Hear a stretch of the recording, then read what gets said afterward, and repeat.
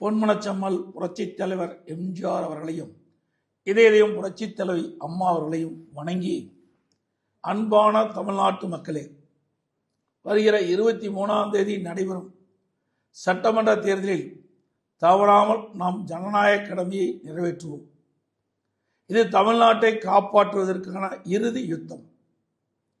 கடந்த 5 ஆண்டுகளில் ஒரே ஒரு குடும்பத்தின் சொத்துக்கள் பல மடங்கு உயர்ந்துவிட்டன.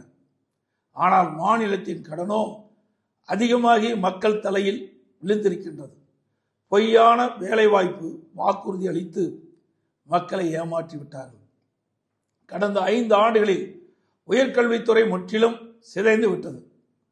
பெண்களுக்கு எங்குமே பாதுகாப்பு இல்லாத சூழல் நிலவுகிறது. போதை மற்றும் வன்முறை காடாக மாறிவிட்டது.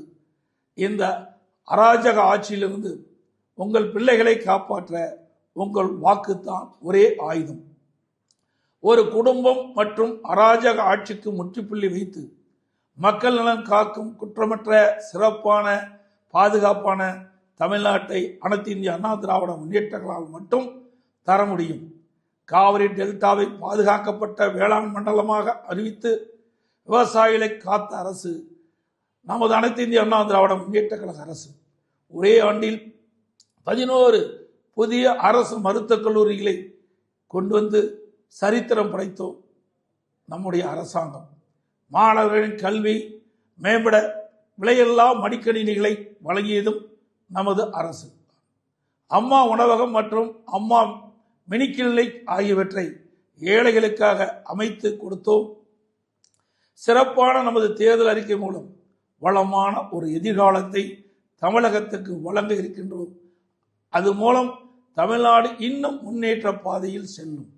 அனைத்து இந்திய அண்ணா திராவிட முன்னேற்ற கழக தலைமையிலான தேசிய ஜனநாயக கூட்டணி அதிக வாக்குகளை பெற்று அமோக வெற்றி பெறவும், அனைத்து இந்திய அண்ணா திராவிட முன்னேற்ற கழகம் தனி பெரும்பான்மையோடு வெற்றி பெற்று ஆட்சி அமைக்கவும், தேசிய ஜனநாயக கூட்டணியில் அங்கம் வைக்கின்ற கட்சியுடைய சின்னங்களான இரட்டை இலை சின்னம், தாமரை சின்னம், மாம்பழ சின்னம், குக்கர் சின்னங்களில் பெருவாரியான வாக்குகள் அளித்து வெற்றி பெற செய்யுமாறு அன்புடன் கேட்டுக்கொள்கின்றேன்.